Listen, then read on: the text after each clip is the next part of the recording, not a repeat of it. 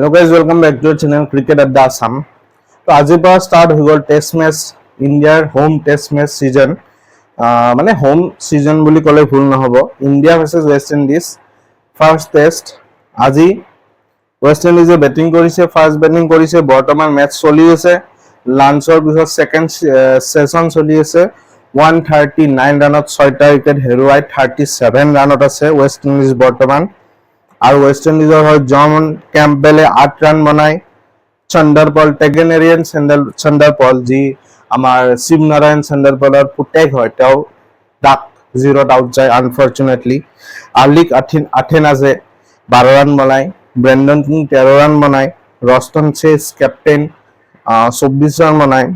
সে হোপ এজন ভাল প্লেয়াৰ 26 ৰানত আউট গয় এতিয়া আছে জাস্টিন গ্ৰিপছ 26 ৰানত বেটিং কৰি আৰু খেৰি পিয়াৰ 11 ৰানত আছে এই দুজন ব্যাটসম্যান বৰ্তমান বেটিং কৰি আছে আৰু এই মেচখন হয় আমাৰ আহমেদাবাদৰ নৰেন্দ্ৰ মোদী ষ্টেডিয়ামত আমাৰ ইণ্ডিয়াৰ হয় মই উইকেট কওঁ এগেইন আমাৰ মিয়া মেজিক মোহাম্মদ সিৰাজে 4টা উইকেট লয় 4 ফাৰ লয় তাৰ উপৰি জসপ্ৰীত বুমৰা এটা উইকেট লবলৈ সক্ষম হয় আৰু কুলদীপ যাদৱে এটা উইকেট লয় আৰু কুলদীপ যাদৱৰ যোনটো মানে বল কৰে উফ সে হপক যোনটো আউট কৰে সে হেপে পাত্তা নাপায় বেট আৰু মানে ফৰিন মাজেৰে বলটো এনেকে ঘুমাই কেনে ড্ৰপ খাই ঘুমাই বোল্ড হৈ যায় তো এইখিনি আছিল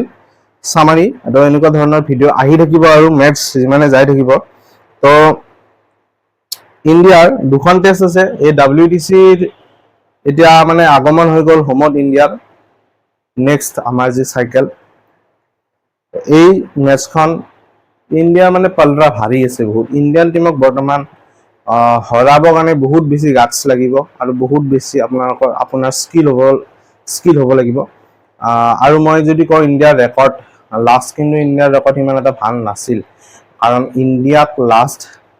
যোনটো ঝটকা দিছিল নিউজিলেণ্ড টিমে ইণ্ডিয়াত আহি 3-0 হোৱাইট ওয়াশ কৰি গৈছিল for the first time in history কোনো টিমে কৰিব পৰা নাছিল না অস্ট্ৰেলিয়া না ইংল্যান্ড আহিছিল সিৰিজো জিকিছিল কিন্তু হোৱাইট ওয়াশ কৰিব পৰা নাছিল যোনটো মিচেল সেন্টনাৰৰ হেৰ আন্ডাৰত আই থিংক টম লেথামৰ আন্ডাৰত নিউজিলেণ্ড টিমে কৰি দেখুৱায় গতিকে সেই বস্তুটো আৰু মই জানো যে যুগ ধৰি মানে কি বহুত বছৰৰ পিছতে এই বস্তু কাৰনামাটো হ'ব পাৰে এই বস্তুটো আৰু নহয় হোৱাইট ওয়াশ ইণ্ডিয়াক নিজৰ ঘৰত 3-0 তো এইটোৱে ইণ্ডিয়া বহুত বেছি পাৱাৰফুল হৈ আছে গতিকে কম্পিট